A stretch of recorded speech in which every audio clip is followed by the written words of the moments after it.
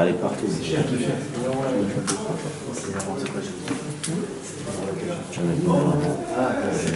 Tov.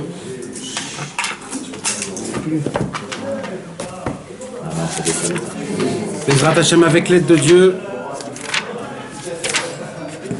on va commencer le cours sur la paracha de la semaine, parachat Vayetzi. Vayetzi Yaakov mi Beersheva Vayelech Harana. Voici que Yaakov a pris les brachot de Yitzhak, les a volés à Esav, entre guillemets, par l'ordre de sa maman Rivka. Ouais, il s'est déguisé. Ouais, exact. Il s'est déguisé, il a pris les brachot, et dès que Esav est venu pour prendre les brachot deuxième fois, Yitzhak il a dit qui tu es, il a dit c'est moi ton fils Esav. Oh là là. Et Yaakov il est venu, il t'a devancé. Esav il a crié deux cris. Grâce à ces deux cris, il y a eu les deux temples qui ont été détruits. Chaque cri a détruit un temple. S'il aurait crié 3, on serait vraiment dans les galères. Il en a crié, ça serait très très grave. Et il en a crié que 2. Donc, Baruch Hashem, on est déjà après, on est maintenant dans le... On attend le 3e temple qui va se construire, Bezrat Hashem. Et il est parti pour le tuer. Pourquoi? Parce que ça fait 2 fois, d'après Esav, qu'il lui a volé quelque chose. En premier, c'était le droit d'aînesse. En deuxième, c'est la bracha de Yaakov, de Yitzhak. Et vite, Rivka, il lui a dit, va vite chez mon frère, Lavan. Va là-bas chez Lavan, parce qu'ici, tu es en danger. Et Yaakov Avinu, il est parti. Mais avant d'y aller chez Lavan, il est parti étudier pendant 14 ans dans la yeshiva de Shem et de Ever. Et il n'a pas dormi pendant 14 ans. Il n'a pas dormi pendant 14 ans, Yaakov. Il n'a pas dormi. Yaakov avec nous pendant ces 14 ans, je vous l'ai déjà dit plusieurs fois, il a écrit, chanté les 15 Shira Ma'alot qu'on fait Shabbat dans les Teilim. Vous savez, dans les Teilim, Shir la Ma'alot, et ça, et les Harim. C'est qui les a écrits, tout ça, ces Shira Ma'alot, tous les Shira Ma'alot, c'est qui les a écrits? Yaakov. C'est Yaakov qui les a écrits. Maintenant, pourquoi on les appelle au nom de David? Parce que c'est David qui les a chantés, qui les a institués. Mais de base, c'est qui les a inventés? C'est pas inventé. C'est quoi le mot qui les a découvert, créé? C'est Yaakov Avinu. C'est pour cela que Rabbi Nachman il nous apprend un homme qui ne veut pas dormir, il doit lire les 15 Shira Ma'alot. C'est une ségoula pour ne pas dormir. Pourquoi? Parce que Yaakov Avinu aussi n'a pas dormi pendant 14 ans dans la yeshiva de Shem et de Ever. Tov, après qu'il a étudié pendant 14 ans dans la yeshiva de Shem et de Ever, Yaakov Avinu est devenu ce qu'il est devenu là-bas. Il est devenu vraiment ce qu'il est devenu. Puissant. C'est là où il vient maintenant, sauf, il va arriver à la maison de Lavan. Tout le monde connaît Lavan. Lavan, le araméen, qui vient de Aram. Mais aussi en hébreu, Lavan ha-arami veut dire Ramaï. Arami, Ramaï. C'est quoi Ramaï? Tricheur. Tout le monde l'appelait le tricheur. Lavan, le tricheur. Lavan, ça veut dire quoi en français? Blanc. Blanc, c'est quoi? C'est pur. C'est beau. C'est propre. Il avait des très longues péotes, une très belle barbe. Il avait plein d'élèves. C'était un grand rave, soi-disant. Il faisait des ségoulottes, il faisait des brachot. Il était super connu de tout le monde. Et tout le monde savait que c'était un ramaï. Il fallait faire très attention de ce mec. Il roulait énormément, tout le monde, partout, tout le temps. Et quand Yaakov Avinu, il s'est dit, il faut que je me sauve pour partir de chez Esav, comment on va? Il va venir ou non? Et quand il est parti, qu'est-ce qui s'est passé? Il s'est dit, je vais aller chez qui? Je sors de chez Esav, le boucher, le chasseur, pour aller chez Lavan, un rusé. C'était très difficile pour Yaakov, mais il s'est préparé pendant 14 ans chez Lavan. Les 14 ans qu'il a fait chez Yaakov, chez Shem Ve'ever, c'était chaque année équivalent aux 14 ans qu'il est resté après à travailler chez Lavan pour ses femmes. Et voici que, juste avant ça, mes amis, il se passe dans notre paracha actuel des trucs très bizarres. Très bizarres. On peut lire la paracha, même en français, tout simplement, lire et voir des événements qui se sont passés, des événements l'un après l'autre, et on peut sauter. Salut, Baruch Hashem. Et on ne fait pas très attention sur ce qui s'est passé. Mais moi, je voudrais mettre le point ce soir, mes amis, sur quelque chose de bizarre qui se répète plusieurs fois dans la paracha. Plusieurs fois. Ça se répète encore et encore et encore et encore. Et personne, je peux vous dire, j'ai ouvert beaucoup de livres pour essayer de voir si quelqu'un dit quelque chose par rapport à ça. Personne ne dit un truc. Tous y racontent l'histoire comme si de rien n'était. Et voici que donc Yaakov, il commence à aller marcher de la yeshiva de Shem Ve'ever vers la vanne, et il arrive en plein milieu dans un endroit que plus tard ça s'appelle Bethel, d'accord? Avant ça s'appelait Luz, c'est entre la yeshiva de Shem Ve'ever et entre Lot et la vanne, pardon. Et là, mes amis, le soir arrive. Pour la première fois, la vanne, il va aller dormir. Pour la première fois, après 14 ans. Yaakov, pour la première fois, il va dormir. 14 ans, il n'a pas dormi. Vaïfga bamakom vayalen sham. À ce moment-là même, avant d'aller dormir, c'est là où Yaakov Avinu a créé la tfilat arvit. Vaïfga en pgia, elle a la chante tfila. Pgia, c'est un du mot. Il a touché. Ça veut dire quoi toucher? C'est une tfila, mes amis. C'est comme, je vous l'ai expliqué, c'est comme une flèche que tu tires. Comment on dit une concentration en hébreu? Kavana. Kavana, ça veut dire, tu as raison, mais en Lachon Kodesh, Kavana, c'est les chaven, ça veut dire de bien se concentrer. Maintenant, comment on dit kivun? C'est quoi kivun? Une direction. Donc Kavana et kivun, c'est les mêmes mots. D'accord? L'histoire, c'est quand tu pries, c'est pas juste de prier. C'est les kivun. Tu dois donner une direction à ta prière. C'est ça, vaïfga. Vaïfga, c'est que lui, il a trouvé la direction, bam, il a percuté. Exactement, il a trouvé le chemin. Et c'est là où il a créé Tfilat Arvit.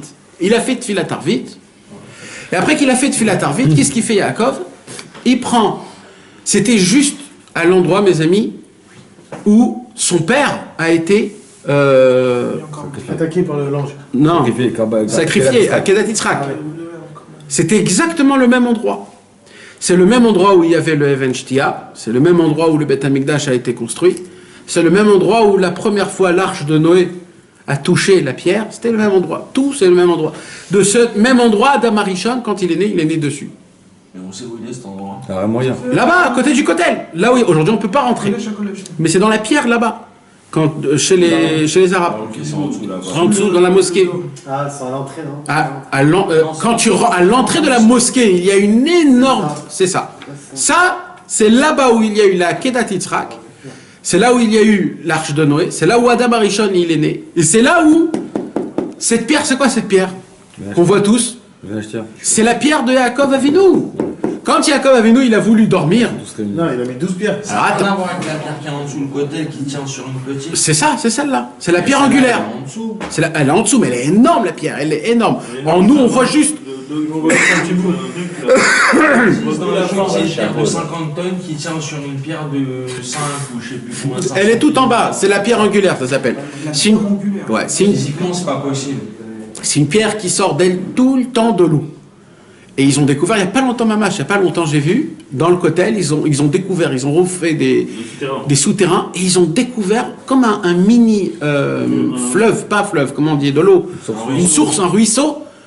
Ils ont découvert un ruisseau, c'est un chidouche qui est énorme de découvrir un ruisseau. Surtout après des années qu'ils ont fait des recherches, etc., etc. D'un coup, ils retrouvent un ruisseau sous. S'il y avait des tibets. Non, mais il y avait de l'eau, ça veut dire il y avait de l'eau encore. C'est pas que ça. Là, tu t'imagines, c'est un grand. Alors maintenant, qu'est-ce qui se passe? Découvert des puits. C'est plus que ça. Découvert. On a découvert quelque chose avant. Ouais.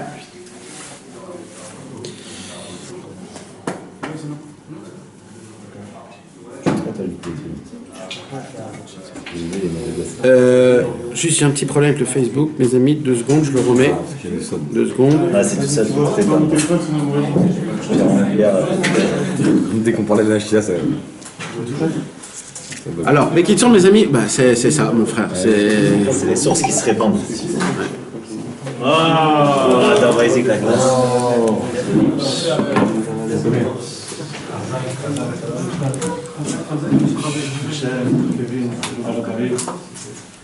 Vous venez de commencer ou pas? Ouais. T'attendais là, on t'attendait, on vient de commencer à la fin. Alors maintenant, alors qu'est-ce qui se passe? Alors, Bikitsu, mes amis, Yaakov Avinu, il vient, et Yaakov Avinu, il vient, et il met une pierre. Il met une pierre sous sa tête, comme coussin. D'accord? Il a mis une pierre sous sa tête comme coussin. Et qu'est-ce qu'il a fait? Il a pris 11 autres pierres, grandes, ça veut dire en pique, et il les a mis tout autour de sa tête. Ok? Comme ça c'est. Maintenant, qu'est-ce qui se passe? Pourquoi il a mis ça? D'après le Pshat, parce que il avait peur des bêtes féroces qui viennent l'attaquer. Ça protège. Alors, première question très simple. Pourquoi protège la tête et pas le corps? Parce qu'il met le ventre au niveau de la gorge.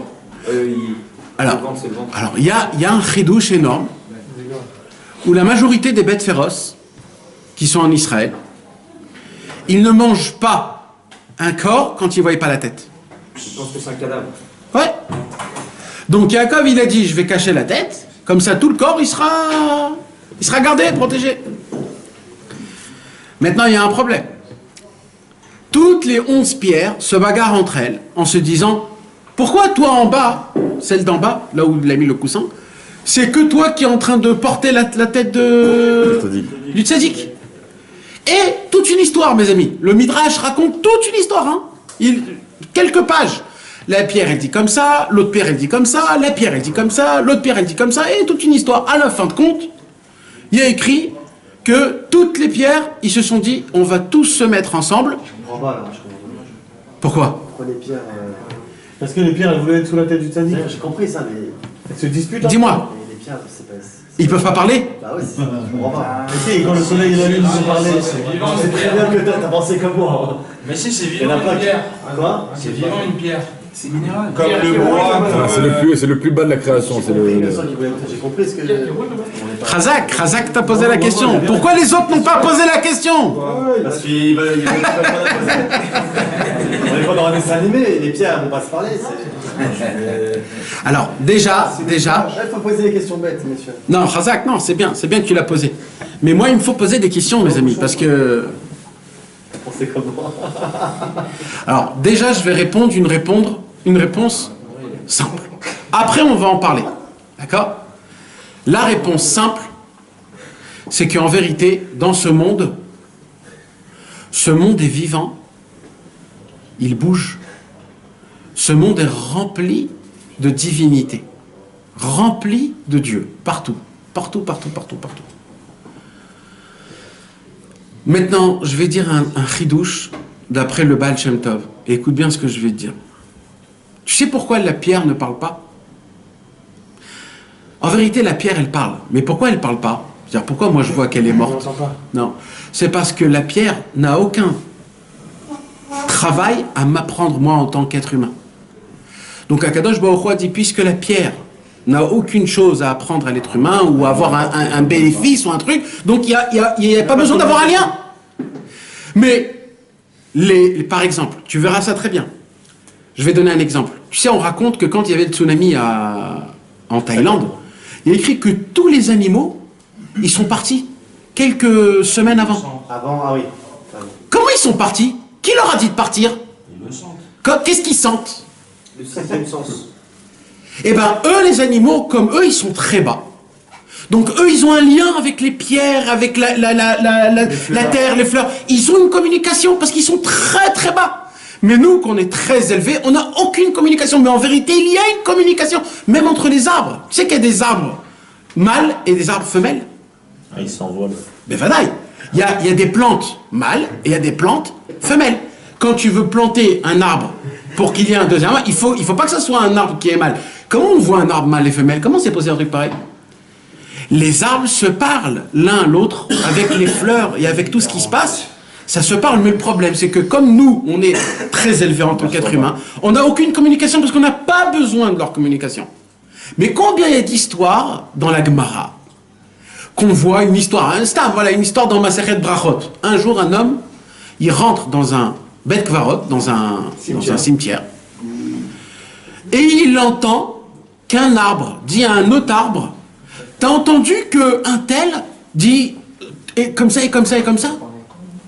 Il lui dit, comment c'est possible que j'entends des arbres parler? Et la Gemara, elle pose la question. Ou la Gemara, ou les Mefarshim, est-ce que les arbres parlent? Non, les arbres parlent pas. Mais en vérité, la Gemara, elle dit, cet homme-là, il était entre la vie et la mort.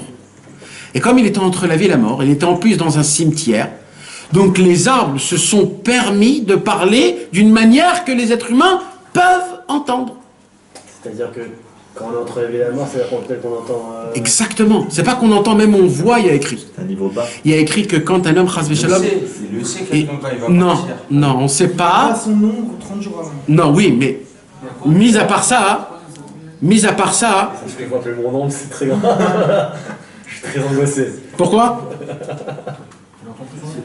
J'entends un caillou parler, je sais que c'est fini. Non, c'est pas parler avec ta langue à toi.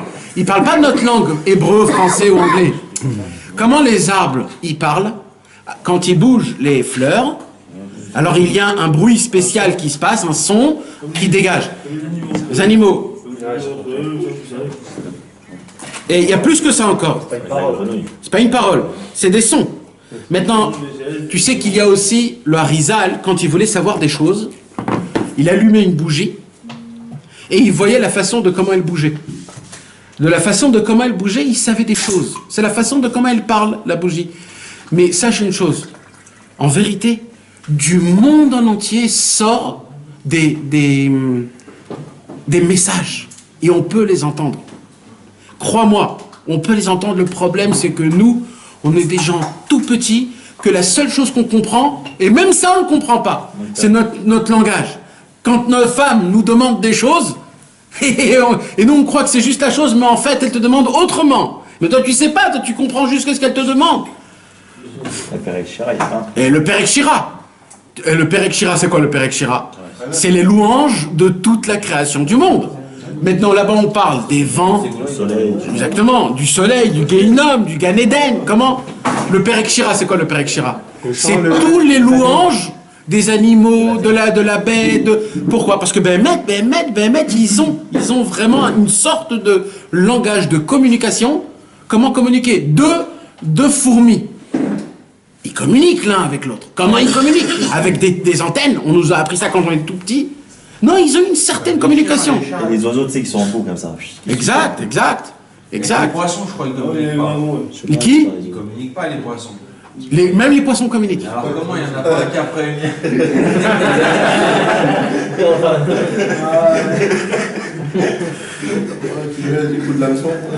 Tof. Bon, les pierres alors, elles vont pas Alors, entre elles. alors, on avance donc. Mais, ça c'est première explication. Mais tu as raison qu'il faudrait peut-être mettre le point à essayer de décortiquer un petit peu ce Inyan. Ça veut dire quoi? Que les pierres se sont battues, qui pourrait être, pour avoir le mérite, qui va être sous la tête de Yaakov. À la fin du compte, qu'est-ce qui s'est passé? Ils se sont tous mis d'accord qu'ils se mettent en une seule pierre. Et il y a eu un miracle que par leur force de volonté de vouloir se mettre sous la tête de Yaakov, ils se sont tellement serrés l'un à l'autre, ils se sont tellement fait en unité qu'ils sont devenus une seule pierre. Une seule pierre. Et Mamash, c'est maintenant Rabbi Nathan, il dévoile dessus, dans l'écoute à de la parasha de la semaine, plein de choses, etc. Top. Et là, il y a le fameux rêve de Yaakov, avec l'échelle, les anges qui montent et qui descendent, Akadosh Baruch Hu qui vient et il lui promet toutes les bénédictions qu'il a promis à Abraham, toutes les bénédictions qu'il a promis à Yitzhak. Il dit Yaakov, eh ben tu vois toi Yaakov, toutes les bénédictions ils seront chez toi, c'est toi qui donneras la force, c'est sur toi que les enfants ils vont être appelés, etc., etc., etc., etc., etc. Tout de suite il se réveille Yaakov, oh là là, il dit c'est quoi cet endroit? C'est obligé que cet endroit c'est la porte de Dieu. En zekiim sha'ar ha Elohim, c'est la porte de Hachem. Top. Et là il se passe un truc de fou. Qu'est-ce qui se passe? Là il se passe, il dit comme ça. D'un coup Yaakov Avinu il a eu très peur. Il a eu très peur. Et là il a dit, pardon, quand il s'est réveillé le matin Yaakov, il a vu que la pierre, les 12 pierres sont devenues une seule pierre. Il a dit, ouh, c'est spécial. Si les 12 sont devenues en une, eh ben je vais faire de cette pierre une matseva. C'est quoi une matseva? C'est comme un misbéach, une sorte de sacrifice. La seule différence, c'est que le misbéach à l'époque c'était plein de petites pierres, et matseva c'est une seule grande pierre. Comme ça c'est devenu une pierre. Donc il a pris de l'huile, il a fait faire couler de l'huile sur la pierre pour sanctifier la pierre. Et là, Yaakov, il fait un éder. Là, Yaakov, il fait un éder. Qu'est-ce qu'il fait comme éder? Il lui dit à Kadosh Baruch Hu, si tu seras avec moi, tu me garderas dans mon chemin. L'autre. Et tu me donneras du pain à manger et un habit à s'habiller. Et je vais rentrer chez moi en paix. Et tu seras pour moi un Dieu. Eh bien, je jure devant cette pierre-là que tout ce que tu me donneras, On l'a dit dessus. que tout ce que tu me donneras, il sera à toi. À Aser, à Asrenolar. Et je serai avec toi jusqu'à la fin de tous les temps.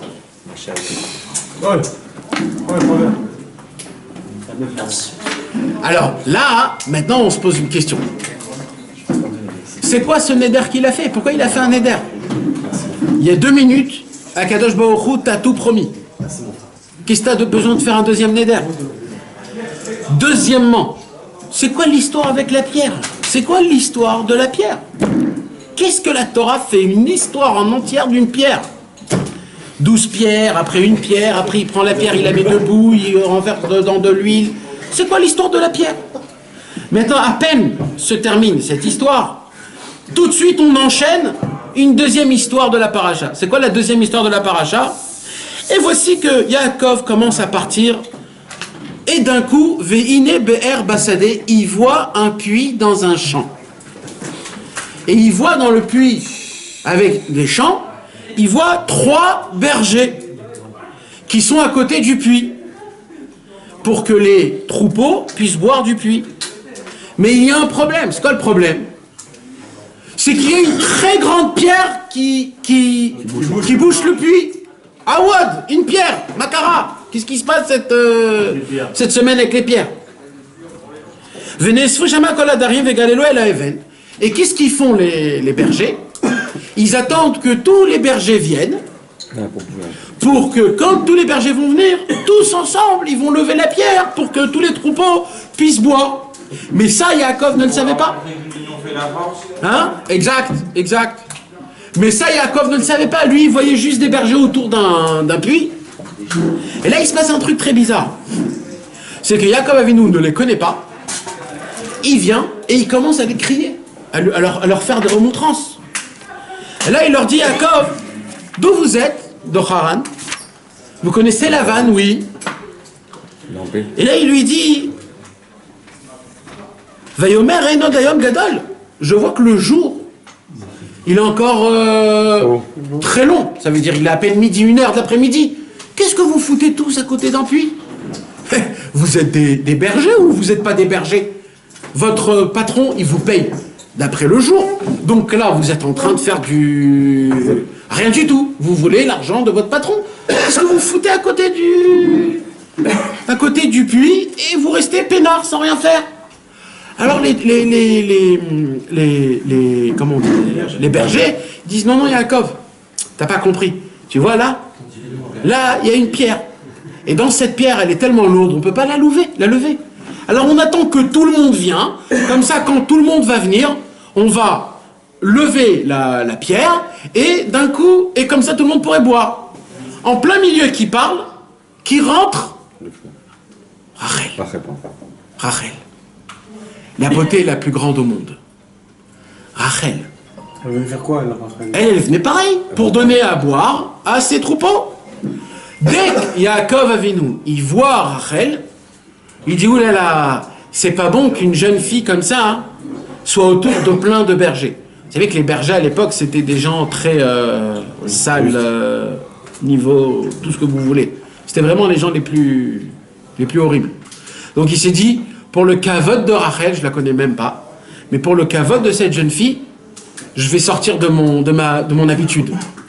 Yaakov, il vient, il prend l'immense pierre qui était sur le puits, et il le soulève, il dit Rachi, comme on ouvre un bouchon d'une bouteille.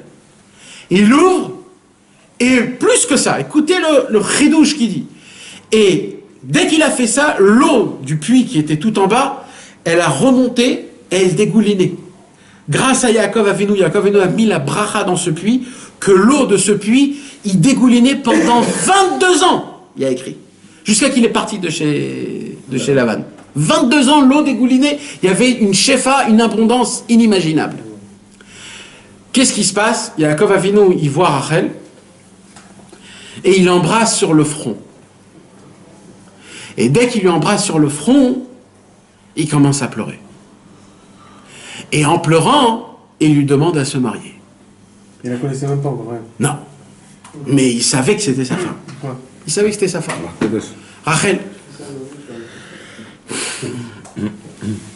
Mes amis, vous savez que la majorité de toutes les belles histoires, des histoires des tzadikim, se sont passées à côté d'un puits. C'est une abondance, l'eau. Ah oui, Moshe Rabbeinu, les airs, elle a été trop de... dans un puits. Eliezer avec Rivka, dans un puits. On raconte sur David Améler, quand il est venu Shmuel pour chercher un roi, il était où, David? À côté d'un puits. La femme de Tzipora, la femme de Moshe Rabbeinu, Tzipora, dans un puits aussi, des bergers qui sont venus. C'est quoi tout ça, là? Vous croyez que la Torah, c'est un livre d'histoire? Le mot Torah veut dire enseignement. Donc dans la Torah, il y a écrit que des enseignements. Il n'y a pas écrit d'histoire. Si toi tu crois qu'il y a une histoire, tu te plantes complètement. La Torah ne raconte pas stam des choses. Tout a une explication à la perfection. C'est pour ça qu'il pleut en ce moment. Quoi? Ça se pourrait. Il y a écrit que tout ce qu'on lit dans la Torah, ça fait une influence dans ce qui se passe. Hormis ce qu'on lit au mois de Kislev, si je dis pas de bêtises. Alors, Attention ce que tu vas dire.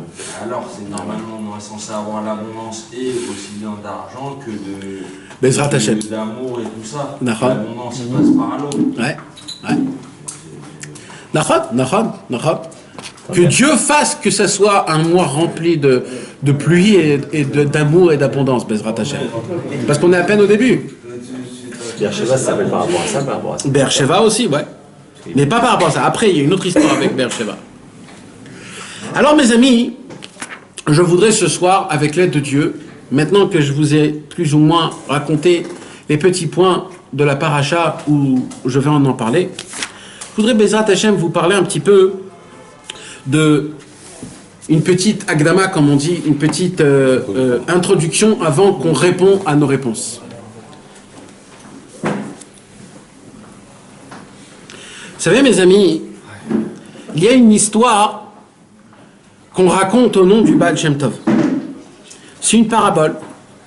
Rabbi Nachman de Breslev l'a raconté dans une Torah du Likutei Moharan. C'est un jour un roi qui a voulu mettre à l'épreuve ses sujets pour voir combien ils sont Neeman, comme on dit, fidèle au roi. Alors qu'est-ce qu'il a fait? Ce roi, c'est un homme qui était très sage, très manipulateur. Qu'est-ce qu'il a fait, ce roi? Ce roi, il a créé c'était un mentaliste, le roi. Et il a créé comme des... Comment on appelle ça Vous savez, à l'époque, il y avait plein de films comme ça, où un roi, il faisait pour prendre celui qui va se marier avec la fille du roi, d'abord, il faut qu'il passe dans des passages, et des roues, des trucs... Des épreuves, genre. Des épreuves, exact, des épreuves. Vous voyez de quoi je parle? Des épreuves à faire. Il a créé, le roi, à côté de son palais, plein d'épreuves. Et il a dit, tout celui qui veut être mon vrai sujet, m'appartenir, et qui soit fidèle à moi, il a besoin de passer toutes les épreuves pour rentrer dans le palais. Maintenant, c'était des épreuves de folie, ça veut dire. Des labyrinthes, des trucs de coups de tête, des trucs de fou, mamache, où c'était la vie en danger. Dès que les sujets ont vu ça, ils ont dit, laisse tomber, notre roi, il est devenu complètement dingue. Et là-bas, il y en avait un. Il a regardé comme ça, il a regardé, il voyait comment les roues de trucs, etc., les trous, le feu, les coupe-têtes, etc. Il a dit, vous savez quoi les gars? Je crois qu'en fait, il n'y a rien. C'est une illusion tout ça. Une illusion. Le roi, il est en train de nous tester, mais en fait, il n'y a rien du tout. Il n'y a rien du tout. Tu sais, c'est comme dans Indiana Jones, tout ce qu'il devait faire, etc. Il dit, en fait, il n'y a rien. En fait, il faut faire qu'une seule chose. Il faut fermer les yeux et avancer. Et il ne faut rien penser. Mais, il a dit, ok, je vais tester ce que tu es en train de dire. Le mec, il commence à fermer les yeux, il commence à marcher. Et là, il entend des trucs, du feu, des choses qu'on vient. Il ne pouvait pas tenir, il est reparti derrière. Il dit, mais t'es fou, j'entends tout. Il lui dit, oui, mais tu vois rien. Tu vois rien, t'entends, tu sens rien, mon frère. Un autre, il est venu, il a essayé, il a passé une étape, 2 étapes, mais après, il sentait sur son corps comme des choses. Mais en fait, tout ça, c'était dans la tête, en fait, ça n'existait pas. C'était le roi qui avait tout créé dans l'imagination pour voir si vraiment il y en a un qui est fidèle à ce roi. Et parmi tout cela, donc, il y en avait un. Et lui, il a dit, je vais vous faire montrer comment tout s'est duré. Il a marché avec les yeux ouverts. Et il marche, et il y a des choses qui se passent contre lui. Et mais tout était de l'illusion. Jusqu'à qu'il arrive dans le palais du roi. Et là, le roi, il a dit, c'est toi le seul fidèle à moi. Comme ça, le Baal Shem Tov a raconté une parabole.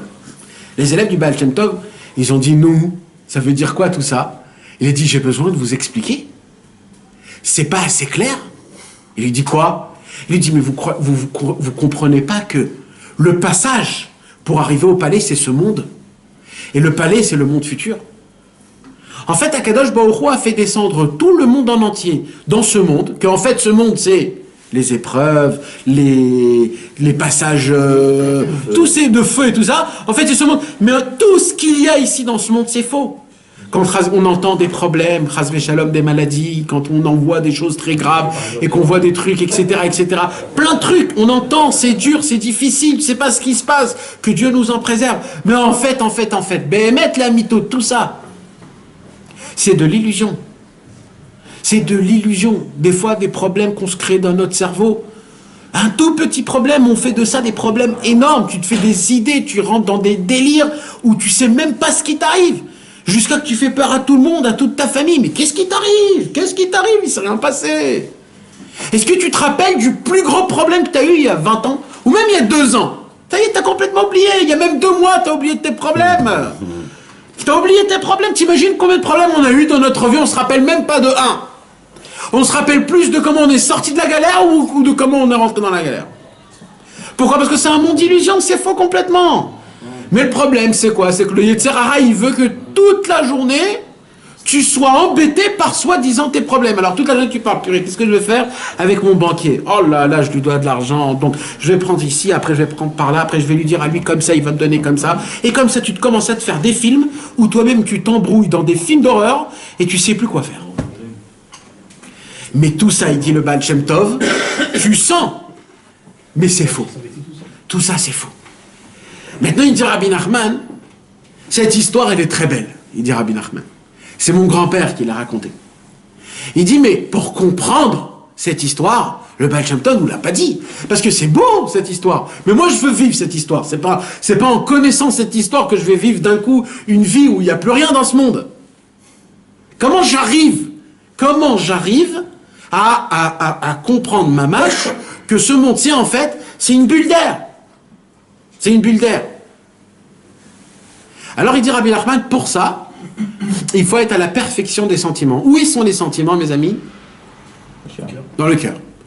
Donc il dit Rabbi Nachman, il faudrait avoir un cœur en bonne santé spirituelle. Comme ça il dit Rabbi Nachman. Ça veut dire quoi en bonne santé spirituelle? C'est quoi? Ça veut dire quoi? Alors il dit Rabbi Nachman, on en a parlé plein de fois de ce sujet-là. Et on va le répéter, Bezrat Hashem, parce que on le voit dans notre paracha et on peut le voir dans toutes les parachutes. C'est une leçon exceptionnelle qui nous apprend énormément de choses tellement importantes. Il dit Rabbi Nachman comme ça, dans le cœur, il y a 3 poches. En vérité, il y a 4 poches, mais il y a 3 poches où les poches ils sont complètement fermées. La 4e poche, il y a une petite rentrée et sortie que ça sort, donc on la compte pas. Il y a 3 poches. Il dit Rabbi Nachman de Breslev, c'est équivalent au cœur spirituel.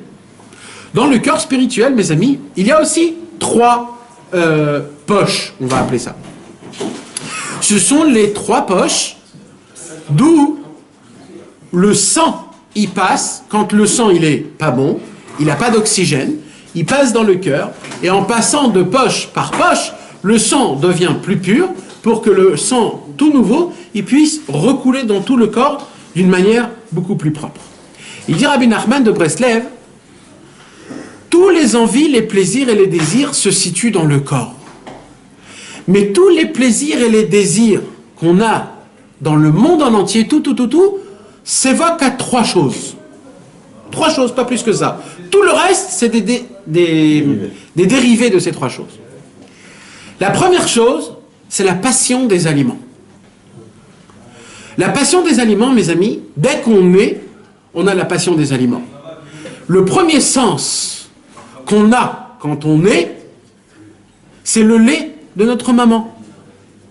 C'est la chose la plus bonne qui existe dans le monde. Comme ça, la Gemara dit. Il n'y a pas plus de sucré et avec un goût aussi bon que le lait de notre maman. Il y a écrit que, donc on commence déjà par le goût. Plus on grandit, malheureusement dans notre génération, et plus on a des envies à des bonbons, des bislis, des chips, des ramsoutzim, des Haribo, toutes les couleurs, tous les trucs, aujourd'hui il y a toutes les couleurs, il y a toutes les formes, il y a tous les goûts, tu sais même plus quoi prendre. Quand tu veux boire, tu as 30 sortes de boissons à choisir, tu ne sais pas laquelle que tu as envie. Diète, pas diète, gazeux, pas gazeux, etc. etc. Et quand tu commences à grandir, tu as l'âge de 8 ans, 9 ans, 10 ans, 15 ans, là qu'est-ce qui se passe? Chas v'shalom, tu peux tomber dans ce qu'on appelle la ta'ava, c'est-à-dire les plaisirs des aliments. Il dit Rabbi Nachman de Breslev, si un homme il tombe dans les plaisirs des aliments, c'est-à-dire qui mange pas quand il a faim, qui mange pour de la gourmandise, qui mange parce qu'il a rien à faire, alors il grignote, il mange juste pour goûter, c'est-à-dire parce qu'il veut avoir plein de goût dans sa bouche, ou alors il mange comme un goinfre, ou alors il mange en avalant sans mâchant comme il faut, ou alors quand on mange, il met sa tête et tout son corps dans l'assiette, il est dans un monde où il kiffe, il en transe presque, il tremble le mec tellement qu'il kiffe son manger. D'accord? Tout ça, mes amis, c'est des choses exagérées. Bessar Hakol, le manger est venu juste pour nous donner assez de force pour notre corps. Imaginez-vous un mec qui vient, il rentre dans la pompe à essence, en transe comme ça, il prend le tuyau, il dit regardez, il fait des photos sur Instagram, il met comme ça, regardez l'essence que je mets, là, l'essence. On voit pas des gens comme ça. Eh ben, nous on fait la même chose, mais avec du manger. Parce que quand on mange, c'est comme mettre de l'essence dans une voiture. Alors oui, bien sûr, Akadosh Baruch Hu a créé des goûts pour qu'on apprécie, pour qu'on découvre ce que Akadosh Baruch Hu a fait rentrer, mais de là à faire toute une religion, c'est exagéré. Il dit Rabbi Nachman de Breslev, malheureusement, quand un homme il tombe un peu trop dans les aliments, dans la passion des aliments, de faire de ça un monde Oh là là, le plat que j'ai mangé, il appelle ses copains. Et s'il n'y a pas ça, il n'y a pas Shabbat pour moi. Si j'ai pas la tamchout, c'est de la folie. Tout ça, là, tout ça. Dit Rabbi Nachman, malheureusement, si un homme, il tombe dans ça très fort, il perd une poche dans son cœur. La première. Maintenant, à l'âge de 13 ans, qu'est-ce qui se passe? On commence à devenir un petit homme. On commence à se développer. On commence à être un petit peu chaud. On commence à découvrir la mature. Et là, la passion sexuelle rentre en nous. Et là, on commence à découvrir des choses. Et un homme, tant qu'il n'est pas marié, normalement, il doit se garder. Il ne doit pas avoir de contact. Mais quand Rasvé Shalom, c'est difficile pour lui. Ou alors, même après qu'il est marié, s'il regarde à droite, à gauche, ou il ne se garde pas dans ses pensées, ou même dans ses paroles, ou alors il tombe, Rasvé Shalom, dans la bestialité, jusqu'à qu'il est comme un radar, toute la journée, en train de juger et de regarder et donner des notes à des filles, comment ils sont belles, comment ils sont pas belles, ou etc., ou des trucs comme ça de fou. Ou un homme, il en parle, et ça devient une habitude, on n'a même plus honte de dire « Ah, t'as vu comme elle est belle celle-là ?» Normalement, on doit avoir très honte, Non, on s'en fout, on dit des blagues, et on dit des gros mots, etc. Et un homme, il est dedans, et sa pensée est dedans, il dit Rabbi Nachman, tu touches une deuxième poche de ton cœur. À l'âge de 20 ans, ça commence à se calmer. 20 ans, 21 ans, 25 ans, ça commence à se calmer. Et là, on passe à un troisième niveau. Dit Rabbi Nachman, c'est la troisième poche du cœur. La troisième sensation est la plus forte. C'est quoi? Il dit Rabbeinu, c'est la passion de l'argent. L'argent. À l'âge de 25 ans, tu as des ambitions de je ne sais pas qui. Tu te vois déjà avec 150 millions dans 10 ans et tu vas tout faire pour arriver à ça. Et tu vas marcher partout et toute la journée, ta tête va penser, réfléchir, rêver dans la nuit, tout le temps parler que d'argent. Quand on parle d'argent, tes yeux s'ouvrent comme deux je ne sais pas quoi. Il dit Rabbi Nachman de Breslev, ces trois choses qu'on a, Dieu nous les a données.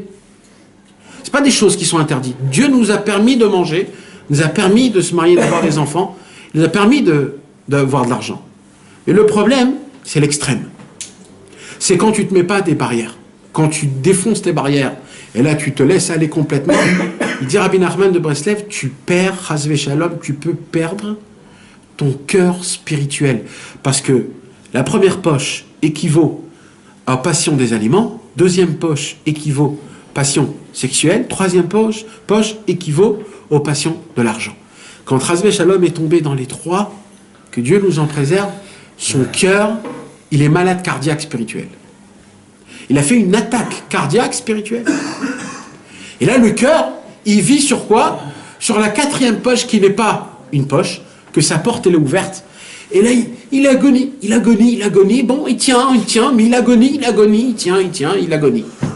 Et après, le mec, il comprend pas pourquoi tout ce qui est spirituel ne lui parle pas trop. Ouais, je mets les tefilines, ouais, bof, allez, vas-y, vite, je les mets parce que j'en peux plus, j'ai pas le temps, allez, vas-y, allez, viens, je vais les mettre. Il fait Shema Israël, bon, c'est bon, on a terminé, allez, vas-y. Et voilà, et quand on lui parle de ça, quand on fait ça, etc., pour lui, tout c'est lourd, tout c'est fatigant. Oh, c'est dur. Pourquoi il a ça? De base, il n'a pas ça. Aucun juif n'a ça. Le seul problème, c'est que son cœur, qu'est-ce qui se passe? Il est malheureusement attaqué. Il a été attaqué. Et comme aujourd'hui, plus les jours avancent, plus tous les jours, tu peux tomber dans Chasvé Shalom les trois en une seule journée. Tu peux tomber dans les trois en même temps. Plusieurs fois en même temps. Alors qu'est-ce qui se passe? Alors le monsieur, il est complètement agonisé. Mais il dit Rabbeinu, ne vous inquiétez pas, il reste la quatrième poche. Mais c'est très difficile. C'est quoi la quatrième poche? Il dit Rabbi Nachman. La quatrième poche, mes amis, il dit Rabbi Nachman, c'est la Emouna. C'est l'étincelle qu'on ne peut pas enlever un jour. C'est la foi. C'est aussi, comme on appelle ça en hébreu, le matzpoun. Je ne sais pas comment on dit le matzpoun. Conscience. La conscience. Quand tu fais quelque chose de mal, tu dis, purée, c'est pas bien ce que je fais. Pourquoi je le fais? Qu'est-ce que je suis un imbécile? C'est la conscience que tu dis, purée, c'est quand je vais essayer de me prendre en main. Mais c'est une seconde, après c'est fini, après tu continues dans ta vie normale, etc. Mais cette conscience, il dit Rabbi Nachman, elle peut te sauver ta vie. Parce que si tu l'écoutes une seconde, cette conscience peut te rendre le plus grand des tzadikim. Alors, le Yetzer Hara, il a un problème avec cette quatrième poche. Le Yetzer Hara a créé un concept top modèle. Pour que même la quatrième poche, tu n'aies pas accès à elle. Et qu'on reste des blés, des blaireaux. Qu'est-ce qu'il a fait, le Yetzer Hara? Non. Il nous a rendu des gens qui s'appellent un cœur de pierre. C'est quoi un cœur de pierre? Sans sentiment. Ouais. Aujourd'hui, on entend des attentats à droite à gauche. Oh, les pauvres, oh là là. C'est tout. Chas v'shalom, on entend des Chayalim partir à Gaza. Et un miracle où 50 Chayalim ne sont pas morts. Et une minute après, un missile tombe sur un autobus. Oh, t'as vu ça? Ouais, voilà. Un effet de 5 secondes. Mais normalement, un effet comme ça, à l'époque d'Agmara, on aurait fait une fête. Parce que Hanouka, ça s'est fait comme ça. Purim, ça s'est fait comme ça. C'était des petits miracles, ils ont fait des fêtes jusqu'à l'éternité. Normalement, on aurait fait une fête à l'éternité, un truc pareil. Et tout ce qui se passe que l'on ne connaît pas et qu'on ne sait pas. Tout ce qui se passe. C'est des trucs de fou. On ne sait même pas des choses qu'on ne s'imagine même pas. Mais on s'en fout. Ça s'appelle quoi? Plus sentiment. Froid. La froideur. C'est la froideur. L'égoïsme. De me regarder que à moi. De faire que moi. Regardez pas un seul. Vous savez, il y a une petite histoire. Un jour, il y a un goy qui est venu chez Shammai. Shammai, Beth Shammai. Shammai, c'était un grand sadique à l'époque. Le plus grand, c'était le plus grand. Et il est venu, il a frappé à la porte de Shammai. Et il lui a dit, Shammai, apprends-moi toute la Torah sur un seul pied. Shammai a entendu ça, il a donné une baffe, il a dit, dégage de chez moi. Il est frappé chez Hillel Azaken, son ami le plus grand. Il a dit, Hillel, apprends-moi toute la Torah sur un seul pied. Il a dit, ok. Il lui a dit, tout ce que t'aimes pas qu'on te fasse, ne le fais pas chez ton ami. Ça, c'est toute la Torah. Le reste, c'est des dérivés. Et il est parti. Des dérivés. La Gemara, elle pose une question, elle dit, ça, c'est toute la Torah? C'est pas toute la Torah, ça. Comment il dit que c'est toute la Torah? C'est pas toute la Torah. Comment tu peux dire que le reste, c'est des dérivés? Alors le marcha, il dit comme ça, il dit non, un goy, il ne peut pas comprendre dans sa tête qu'à part lui, il y a quelque chose qui existe. Alors la première chose qu'il lui a dit, c'est tout ce que tu n'aimes pas qu'on te fasse, ne le fais pas aux autres. C'est la première chose que je t'apprends, c'est sache qu'il y a un monde à part toi. C'est la première chose. Quand tu as compris qu'il y a un monde à part toi, après le reste, la Torah en parle. Mais d'abord, sache qu'à part toi, il y a quelque chose dans le monde, mon frère. Le problème, c'est que nous, on se regarde que moi. Si c'est bien pour moi, si c'est dans mon intérêt, si c'est tout que moi. Est-ce que ça va bien pour moi ou ça va pas bien? Essaye de vivre un petit peu ton ami, ta famille, ta femme, tes enfants. Parce que même nos femmes, on les jette. Mais le problème, c'est qu'il n'y a pas tout ça. Alors il dit Rabbi Nachman, il dit Rabbi Nachman, la maladie du monde, à la fin des temps, il dit Rabbi Nachman, il n'y a pas beaucoup de choses, ne croyez pas, il dit Rabbi. À la fin de tous les temps, ça va être quoi la maladie du monde, il dit Rabbi Nachman? C'est d'avoir un cœur de pierre. C'est que notre cœur sera dur, sec, froid, comme de la pierre. Aucun sentiment. T'as beau, j'ai beau te raconter des belles histoires, tu restes comme un glaçon. J'ai beau t'amener dans des endroits, le Kotel, les Kivrei Tzadikim, dans des endroits où, dans la grotte de Eliyahu Hanavi, là où il est monté dans le ciel, là où il a fait de Bodedut, Eliyahu Hanavi. Ah ouais, c'était beau, sympa. Maximum, tu fais un petit selfie et voilà, j'ai été là. C'est tout. Normalement, c'était quelque chose de... Normalement, ça doit nous transcender. On doit être complètement vivant quand on arrive dans des endroits pareils. Mais malheureusement, on a endurci notre cœur. Pourquoi? Pour ne pas avoir du matzpoun, comment on dit du matzpoun? Pour ne pas avoir de la conscience des Des remords de mal, de bien, etc., etc. Maintenant qu'on a compris tout ça, mes amis, est-ce qu'on a bien compris tout ça? Tout ce que je vous ai expliqué? C'est bien ou vous voulez que, ou que je re-explique? Ça a un lien avec la pierre qui dit à qu'il faut monter. Quelle pierre qu'il faut La monter? pierre, oui. La pierre, Nachon, bien sûr. Rabbi Nachman de Breslev raconte une histoire. Rabbi Nachman, il raconte un jour, il y avait un roi, où ce roi avait un enfant. Et il a envoyé son enfant apprendre toutes les sortes de sagesse possibles. Quelques années plus tard, il revient chez lui à la maison, le roi invite tous ses copains, il a dit maintenant je vais vous faire montrer la grandeur de mon fils, combien il est sage. Qu'est-ce qu'il a fait le roi? Le roi a mis un énorme rocher en plein milieu de son salon. Et qu'est-ce qu'il a fait le roi? Le roi il lui a dit maintenant que tu es un homme qui est très sage, je voudrais que tu prennes cette pierre, ce rocher, et que tu le fais descendre en bas. Le fils du roi, il est là, il est en train de regarder, il regarde à droite, à gauche, comment c'est possible, il essaye de bouger, impossible. Impossible de bouger. Il essaye des trucs, etc. Il dit, mais qu'est-ce qu'il veut mon père? Pourquoi il m'a donné un truc pareil? C'est impossible, je ne peux pas comprendre. On ne peut pas bouger un rocher pareil. Il vient après quelques semaines, il dit, papa, je m'excuse, mais on ne peut pas bouger ce rocher. Son père, il dit, mais t'es sérieux, mon frère? T'es vraiment sérieux? T'as vraiment cru que je t'ai demandé de bouger un énorme rocher et tu le descends en bas? Mais c'est pas ça ce que je t'ai demandé. Aucun père demande à son fils un truc pareil. Moi, ce que je t'ai demandé, c'est de le bouger, de le dévaster. T'es pas obligé de le bouger. Prends un petit marteau, casse-le, pierre par pierre, caillou par caillou, jusqu'à ce que tu dégages le rocher. C'est tout ce que moi je t'ai demandé. Un truc aussi simple, t'as pas vu? Il dit Rabbi Nachman, la seule possibilité pour rendre notre cœur, pour briser notre cœur de pierre, c'est pas en le rendant tout de suite en cœur de chair. On peut pas. Il dit d'abord, il dit Rabbi Nachman, il faut prendre un petit marteau et commencer à casser le cœur, caillou par caillou. Ça va prendre des années, mais c'est pas grave. L'essentiel, c'est que tu commences à le briser caillou par caillou. Au moment où tu vas le briser, ça s'appelle un lev nishbar. Là, tu vas découvrir un cœur de chair. Quand tu vas découvrir que juste autour, c'est un cœur de pierre, mais le dedans, c'est un cœur de chair.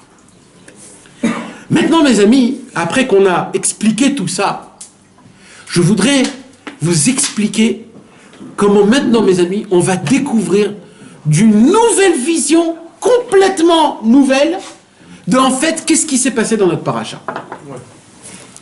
Mais vous avez bien compris ou vous avez des questions? Parce que c'est dommage maintenant de passer. J'ai besoin de questions. John, t'as des questions, John? Tu vas nous dire comment rendre le cœur de pierre un cœur de chair. Mais c'est quoi exactement le processus? Avec quoi on fait passer un cœur de pierre à un cœur de chair? Avec les filotes? Ça, j'avais écrit. Toutes les glaces. J'ai vu le message aujourd'hui. Maintenant, écoute. C'est quoi le marteau?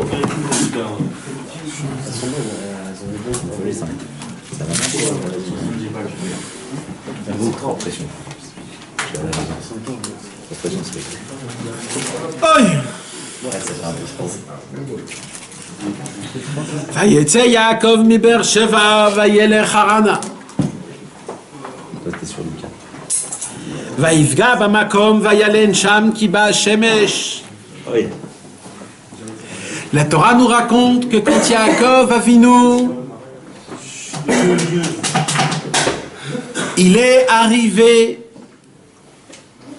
à Bethel pour dormir. Il est arrivé quand? Il a écrit Kiba Hashemesh. Ça veut dire quoi? Le soleil, il a fait exprès de vite se coucher pour que Yaakov Avinu dort d'Afka là-bas. Parce que normalement, le soleil, il avait encore quelques minutes. Mais le soleil, Hachem, il a fait un miracle que le soleil, il avance plus vite pour que Yaakov Avinu, il dort là-bas. Il dit Rabbi Nathan, donc en fait, Yaakov Avinu est arrivé à cette place pendant la nuit. Il dit Rabbi Nathan, vous savez de quoi? C'est quoi cette nuit-là? c'est pas juste une nuit à l'heure de 9h, 10h. La nuit, c'est une exil. C'est la nuit de l'exil. C'est une période. La période où tout est abîme. Une période où c'est de la brume. Où c'est la nuit. C'est quoi la nuit? Le Rocher. C'est l'obscurité. Là où on ne voit pas Hachem. Là où c'est difficile. Là où on voit que les passions de ce monde te brûlent tout ton corps. Toute ta neshama. C'est là où t'en peux plus.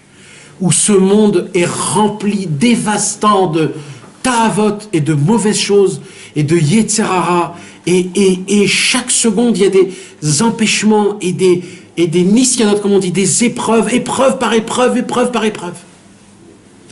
En fait, Yaakov Avinu, il a demandé à Hachem, Baruch Hachem, moi, je suis un tzaddik.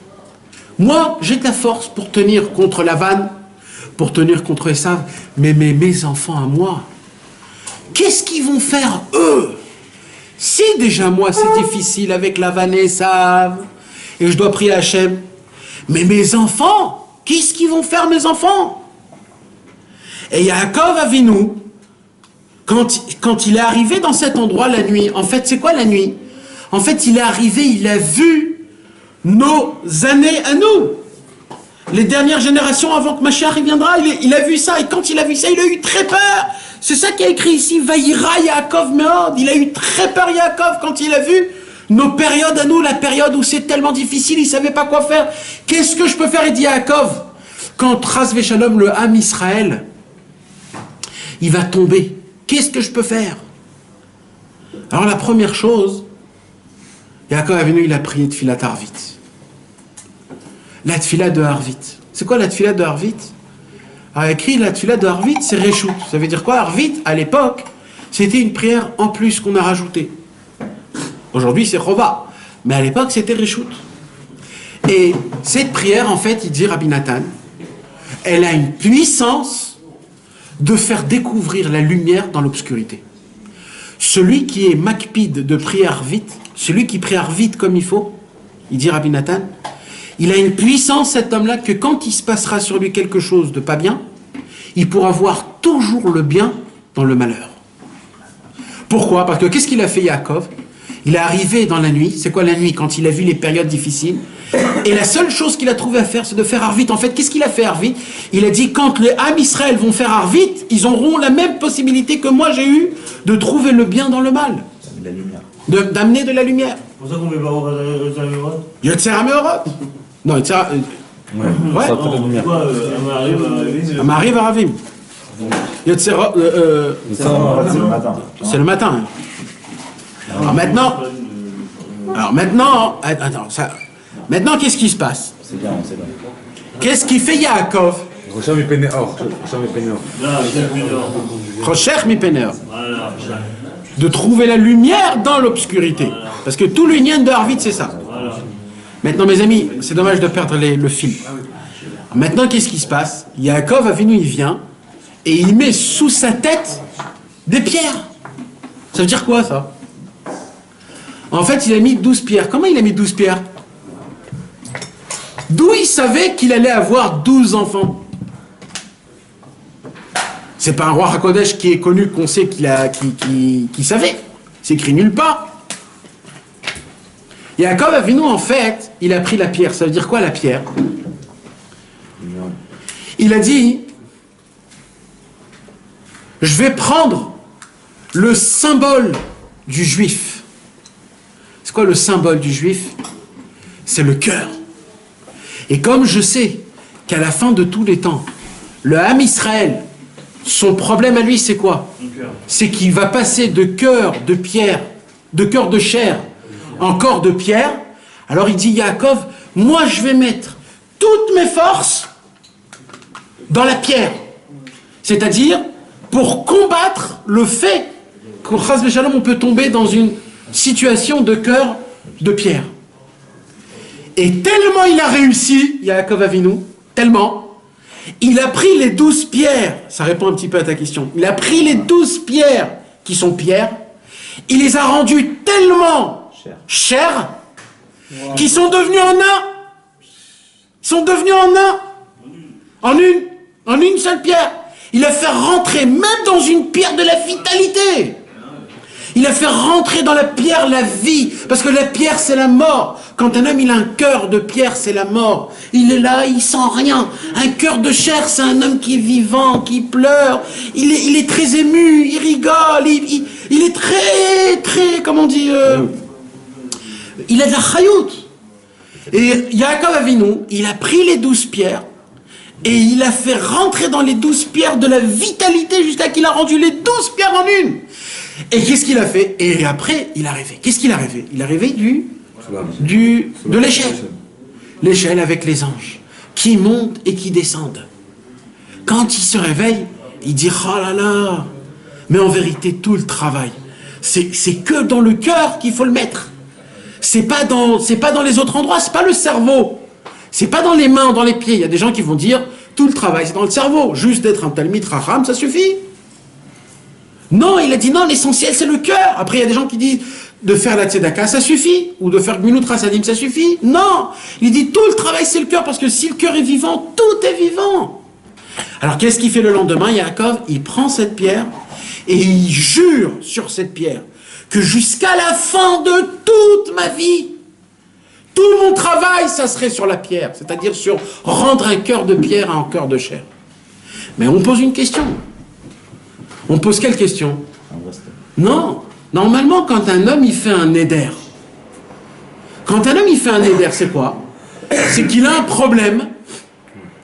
Et quand j'ai un problème, alors j'ai dit voilà, Hachem, si tu m'arranges ce problème, je fais le néder 2. D'accord? C'est comme ça que ça se passe. Là, Hachem lui a tout promis.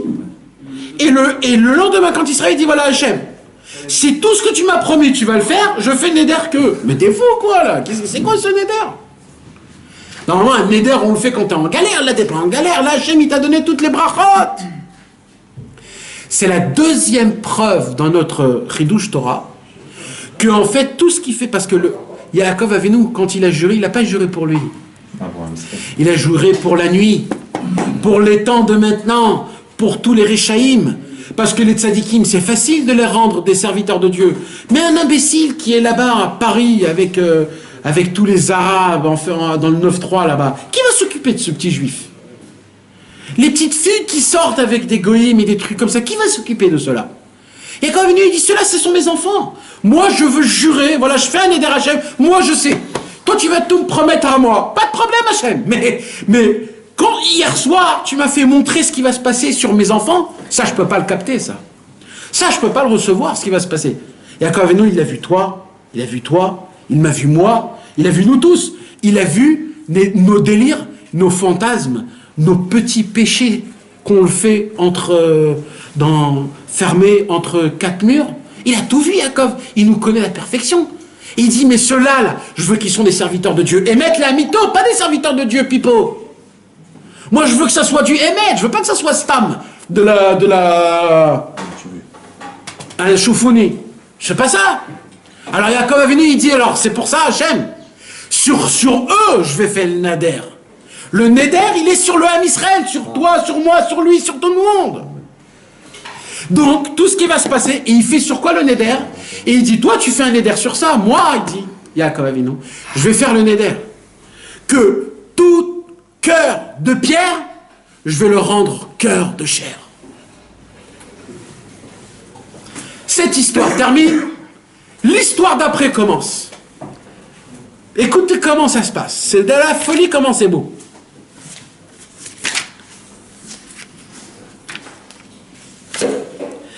Vaïssa Yaakov Raglav, Vayelech Artzav Nekedem, Vayar, Veine Be'er Basade. Yaakov Avinu, il marche. Où il marche? Dans un sadé. C'est quoi un sadé? Un champ.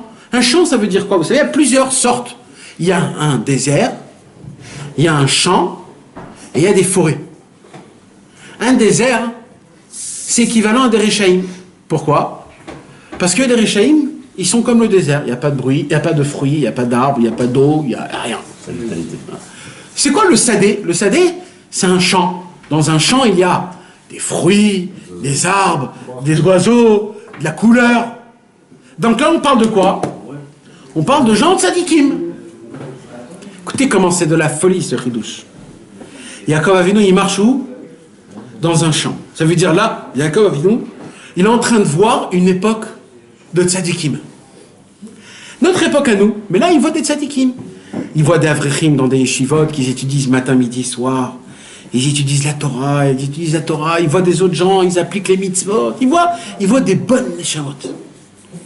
Veine be'er basadeh. Et voici un puits dans un champ. Vayar veine shlosha edretson. Et voici qu'il voit 3 bergers. C'est quoi des bergers? C'est des grands tzadikim. Que chaque berger, il a des troupeaux. C'est qui les troupeaux? Leurs élèves. Alors chaque berger est venu avec ses troupeaux. Chaque tzadik est venu avec tous ses élèves.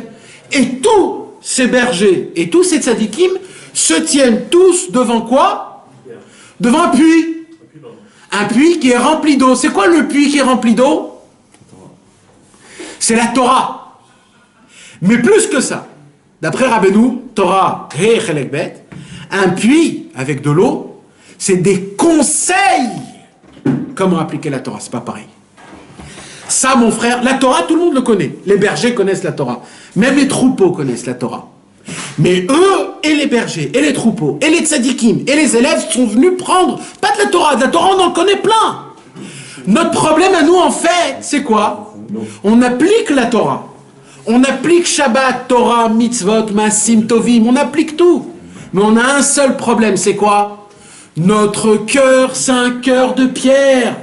On n'a pas assez d'émouna. On ne croit pas vraiment. On ne prie pas avec ferveur. On n'arrive pas à ressentir Hachem. Oui, on a beau étudier la Torah matin, midi et soir, mais dedans, c'est pourri. Ma tête dedans, c'est pourri. J'ai plein de films, plein de musique pas bonne. J'ai plein de trucs pas bons dans ma tête. C'est vrai que j'étudie la Torah, mais je suis pas propre du tout. Et ils ont admis que même l'étude de la Torah ne les aide pas parce qu'il y a écrit Zahar Na'asel Osam Chaim, Lo Zahar Na'asel Osam Mavet. Un homme, il peut prendre de la Torah un poison, il peut prendre de la Torah un médicament. Yaakov Avinu, il passe. C'est une question qu'on a posée. Yaakov Avinu, tu connais même pas ces bergers? Qu'est-ce que tu les grondes? Yaakov Avinu, il passe et dit, mais qu'est-ce que vous faites ici? Les bergers ils disent mais on a un problème. Il dit c'est quoi ton problème? Qu'est-ce que vous foutez? Votre patron vous paye du jour en jour. On est à la moitié de la journée. Qu'est-ce que vous glandez? Allez faire le berger le troupeau. Alors qu'est-ce qui se passe? Il dit non, Yaakov, on a un problème. C'est quoi? C'est que là on n'arrive pas à soulever la pierre. Alors on attend que tout le monde vienne pour soulever la pierre. Yaakov Avinu, il a dit ok. Il voit Rachel, et là il s'approche et il lève la pierre. Il dit comme ça Rabbi Nathan. Il dit Rabbi Nathan, en vérité, il va venir une époque où même les plus grands tzadikim, avec leurs élèves, ils vont comprendre qu'on a la possibilité d'étudier la Torah, mais de rester pourri de dedans. On a la possibilité de prier, mais notre cœur n'est pas avec Hachem. On a la possibilité de tout faire extérieurement à la perfection, d'avoir un super beau loulav, super beau etrog, super beau tefillin, super beau sefer Torah, super belle mezuzot, tout ce que vous voulez. Mais en vérité, dedans, c'est complètement pourri. Pourquoi? Parce que mon cœur est un corps de pierre. Yaakov Avinu, il se rapproche devant ses bergers, il dit, mais qu'est-ce que vous foutez ici à côté du puits? Il dit, Yaakov, alors les bergers, ils disent, Yaakov, on a honte de te le dire, mais on a compris qu'en vérité, nous, remplis de Torah, on n'a pas de cœur de pierre. Et il dit, voilà, on est devant le puits, mais on n'arrive pas à soulever la pierre. Alors Yaakov Avinu, alors quoi? Eh ben, on attend que tout le monde vienne, comme ça on va l'enlever tous. Ça veut dire, ils lui ont dit, on attendra que Mashiach viendra et il va nous réparer tous. Yaakov, il dit, vous allez attendre que Mashiach vienne pour enlever la pierre? Mais on n'a pas besoin, on n'aura pas besoin, c'est maintenant qu'il faut lever la pierre. Yaakov, il a dit, moi j'ai juré, juste hier ou avant-hier, J'ai juré à Hachem que tout mon travail sera de rendre un cœur de pierre, un cœur de chair. Vous voulez vraiment? Vous ne voulez pas vraiment.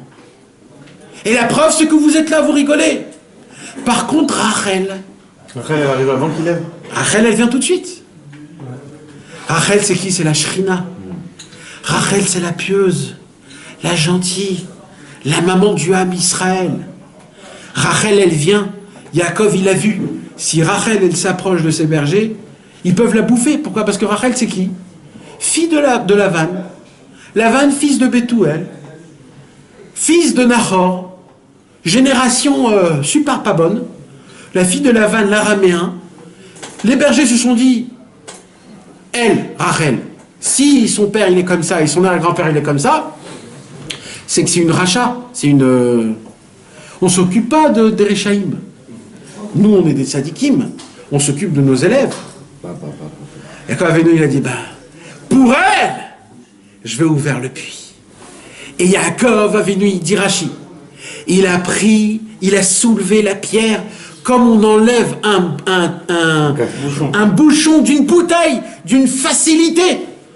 Il a dit, parce que moi, j'ai créé la tfila de Harvit, la tfila de la nuit. La tfila de la nuit, c'est le tikkun Rachel. C'est pour ça, dans tikkun Chatzot, on fait tikkun Rachel. Parce que tikkun Rachel, c'est grâce à Rachel qu'il a ouvert la pierre. Mais c'est quand que ça se passe la nuit, quand tu te sens que tu es complètement pas bien. C'est là où Yaakov, nous, il a dit, moi, c'est le Hémet. C'est les paroles, c'est la prière qui a rendu que mon cœur de pierre, je l'ai rendu un cœur de chair. Le marteau pour couper la pierre, ce sont les paroles, il dit. Et ça se passe que chez Yaakov Avinu. Les autres bergers ne pouvaient pas. Mes amis, il faut que vous le sachiez, les autres bergers ne pouvaient pas lever la pierre du puits. Tant que la pierre elle est sous le puits, on ne peut pas recevoir des conseils comment appliquer Torah au mitzvot. On ne peut pas. Dans la Torah, on nous dit d'avoir de l'amour pour Hachem, de la crainte pour Hachem. Où est notre amour pour Hachem? Où est? Il y a écrit dans la Torah, tu dois aimer Hachem jusqu'à que tu deviens fou. C'est écrit dans la Torah, hein. C'est pas de la chassidoute, c'est la Torah. C'est la Torah. C'est un devoir. Comme mettre les tefilines, il y a un devoir de tomber amoureux de Hachem jusqu'à devenir fou, mon frère. Fou. Tu sais ce que c'est fou? C'est les gens qui dansent dehors en frappant des mains, en étant joyeux. Ça, c'est des fous. Mais c'est des fous de Hachem. Ils sont fous amoureux de Hachem. Des gens qui te frappent à la porte, vous voulez un petit livre Mais qu'est-ce que tu fous ici, toi? Rentre chez toi à la maison. Non, je voudrais te donner un petit livre. Mais t'es fou, quoi? Oui, je suis fou de Dieu. Oui, je suis fou de Dieu. Ils ont un pompon blanc comme ça, ils sont... Qu'est-ce qu'ils ont, ces mecs? Ils ont pris quelque chose? Comment ils sont toute la journée? Ils sont fous de Hachem. Il y a des gens qui peuvent prier comme ça pendant 10 minutes, 20 minutes, la Hamida. Mais qu'est-ce que tu dis pour faire 20 minutes de Hamida? Qu'est-ce que t'as rajouté un truc? Tu dis un truc que nous on dit pas? Tu pries pas le même sinon? Qu'est-ce que t'as fait? Non, je veux juste faire attention chaque mot. Je veux goûter chaque mot. Hachem, Sefatai, Tiftar. Waouh, Sefatai, Tiftar. Hachem, Sefatai, Tiftar. Tu fermes tes yeux, tu imagines le Shin. Tu rentres dans le Shin, tu t'évades dans le Shin. Après Sefatai, le P, le Taf, le Yud, tu rentres dans des mondes, tu t'attaches, tu t'accoles à Kadosh Baruch Hu, totalement. Tu es connecté à Kadosh Baruch Hu, Mamash. Normalement, nous tous, on l'a tous ça, mes amis. Parce que quand on est né, on a une neshama. Vous savez pourquoi c'est dur? C'est dur parce qu'on n'a pas l'habitude. Un cœur de pierre. On a un cœur de pierre. Si on enlève le cœur de pierre, on devient tout de suite ça, et plus. Parce que je vais vous apprendre quelque chose, mes amis. C'est ce qu'on a appris le cours dernier. Le cours dernier, on a appris que les neshamot des Baalei Tshuva, les neshamot d'aujourd'hui, ils sont 1 million de fois plus grands que les neshamot des tzadikim. Des tzadikim. Nous, les imbéciles qu'on est, comme on est, notre tête à nous qu'on est, nous, on est plus grands que les tzadikim. Vous voulez savoir pourquoi? C'est pas moi qui le dis, c'est la Gemara. La Gemara a dit, Akadosh Baruch Hu a fait montrer à tout le Ham Israël, tout de 1 jusqu'à 6000, les années. Année 1, 2, 3, jusqu'à 6000. Et Akadosh Baruch Hu a dit, choisissez dans quelle période vous voulez descendre. des grands tzadikim, ils ont dit, oh là là, qu'est-ce qui se passe à la fin? Tout le monde voulait à la fin, parce qu'à la fin c'est le Mashiach, c'est la fin du film. Tout le monde se rappelle de la fin du film, pas du début ou de la fin ou du milieu. Tout le monde se rappelle la fin. Donc dès qu'ils ont ouvert la fin, chez nous, ça veut dire 2018, ils ont dit, mais c'est de la folie, mais qu'est-ce qui se passe là-bas? C'est impossible. Alors ils ont dit, bon, on va descendre peut-être à l'époque du Beth Amikdash, à l'époque de la Gemara, à l'époque de la Mishnah, à des Rishonim, des Tosfot, mais après, laisse tomber. Donc tous les tzadikim, ils sont descendus au début. Et c'est qui à la fin? Donc il ne restait plus rien. Eh ben, on a dit, les plus grands combattants vont descendre à la fin. Les plus grands guerriers sont descendus à la fin. Maintenant, vous voulez savoir pourquoi nous, on est nés dans des familles pas très religieuses, standards, traditionnalistes, on est très cérémonie, on fait ce qu'il faut faire, ni plus ni moins. Pourquoi on est descendu dans des familles comme ça? C'est très simple. C'est parce que nous, quand nous on va se rapprocher, on va rapprocher une équipe en entière avec nous. On a besoin qu'il y a des gens qui sont des équipes. Nous tous ici, qu'on est montés en Eretz Israël, on s'est rapproché de la Torah et des mitzvot, vous savez combien on est des guerriers, combien on est des grands, combien on est des anges, combien on est des gens. Même si on n'applique pas, même si on fait des fautes, les gars. Parce que c'est pas ça l'essentiel. L'essentiel, c'est d'avoir un cœur de chair. Quand tu as un cœur de chair, tu as tout. Quand tu as un cœur de pierre, tu as beau tout avoir, tu n'as rien. Un cœur de chair, il suffit de mettre une fois la tzedaka, de dire une fois Amen, tu deviens un grand tzaddik énorme qu'on ne peut même pas s'imaginer. Parce que si tu fais une bracha avec un cœur de chair, Behemet, mon frère, en haut, c'est fini, t'es peinard maintenant, c'est fini. Pourquoi? Parce que tu l'as fait avec une totale sincérité, une totale, tous les membres, tout ton corps, toute ta volonté, tout. C'est le vrai toi, le cœur de pierre, le cœur de chair. Mais le problème, c'est qu'il faut atteindre au cœur de chair. C'est qui nous enlève cette pierre pour qu'on puisse goûter de ce puits? C'est le tzaddik, qui s'appelle Yaakov Avinu, et qui est revenu encore et encore dans les générations, dans Moshe Rabbeinu, dans Rabbi Shimon Bar Yochai, dans le Harizal, tous les tzaddikim de toutes les générations, ils venaient, pourquoi? Pour une seule raison. Un cœur de chair, on veut qu'un cœur de chair. Et nous, malheureusement, on tombe dans le cœur de pierre. Et c'est ce que même les tzadikim, ils sont venus ici, les bergers, ils ont dit, on ne peut pas lever le cœur de pierre, on ne peut pas. Yaakov est venu, il a dit, moi j'ai Tfilat Arvit, la prière de la nuit, faire Tikkun Rachel, Tikkun Chatzot, parler avec Hachem, raconter ta journée, raconte-lui, dis, avoue tes fautes, demande, dis merci à Kadosh Baruch Hu, loue Hachem que tu as un enfant, que tu as 2 enfants, que tu as 3 enfants, que tu as une femme, que tu as un toit, que tu peux sourire, tu peux respirer, tu peux voir, tu peux entendre. Vous imaginez si notre corps déconne 1 minute et qu'on arrête de respirer 1 minute? 1 minute, c'est rien quand même, sur 70 ans. Eh ben en 1 minute, tu crèves. Ouais. Eh ben Hachem a fait une machine que notre corps ne déconne même pas, aucune minute. Jusqu'à l'âge de 120 ans, ce corps continue à pomper, le cœur il continue à pomper, et il continue à pomper. Il dit Rabbi Nachman, quand tu rends un corps de chair, quand tu parles, tu purifies ton sang. Parce que la bouche, ce que tu sors, ça vient des poumons.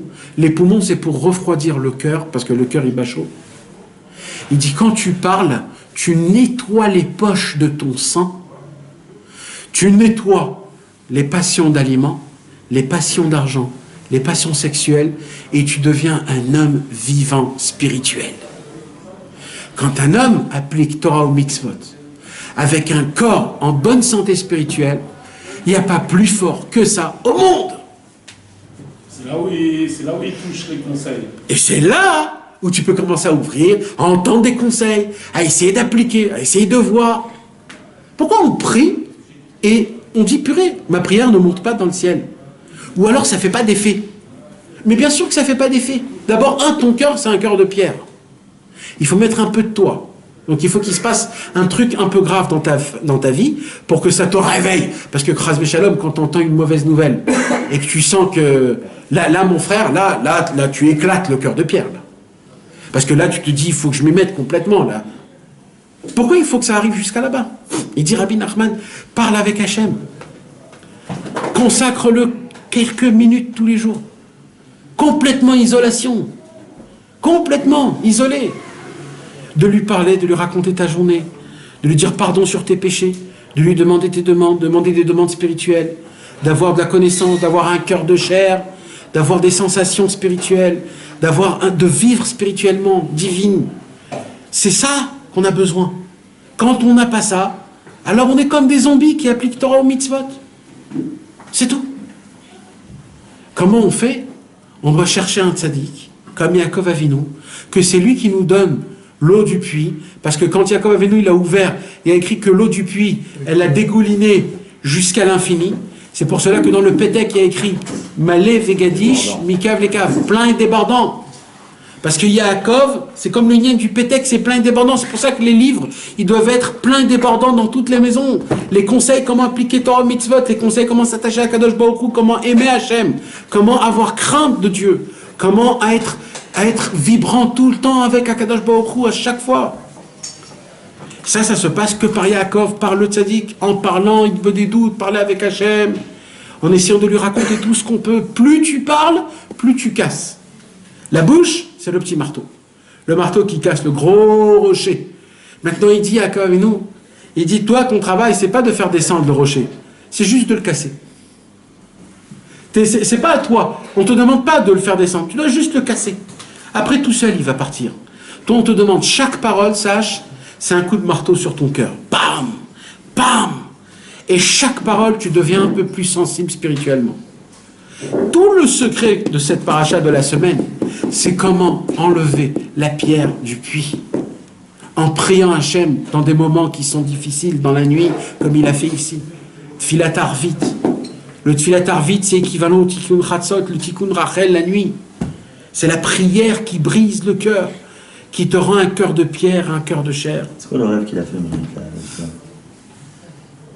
il y en a comme ça, Rabbi Nachman, il a aussi rêvé de Rabbeinu, non? Avec une échelle, c'est pas ça? D'accord.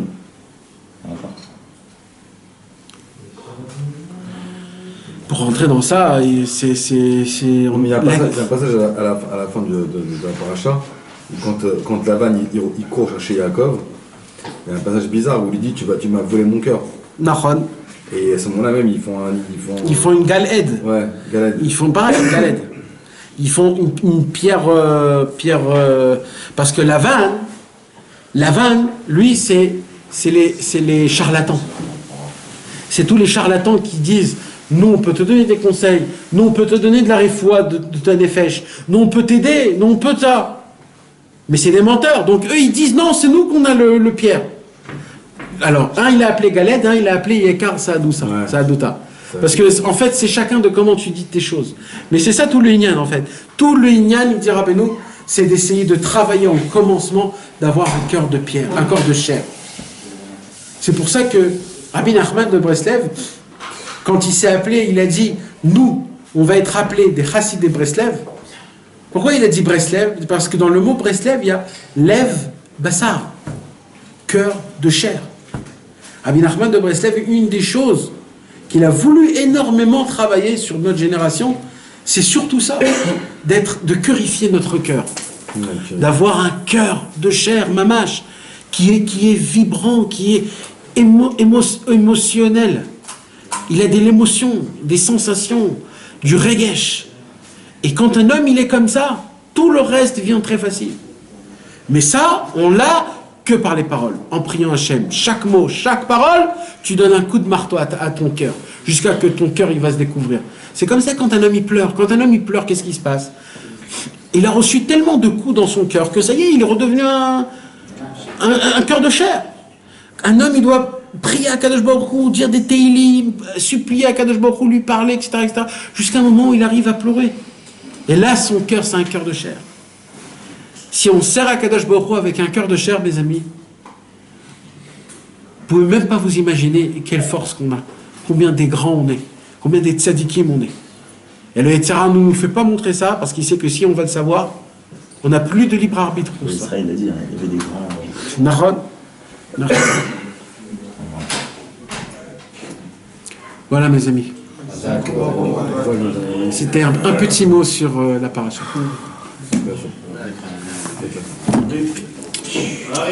Arvit, filat Arvit. Jonathan. Attends qu'il prévise, s'il vous plaît. Joe.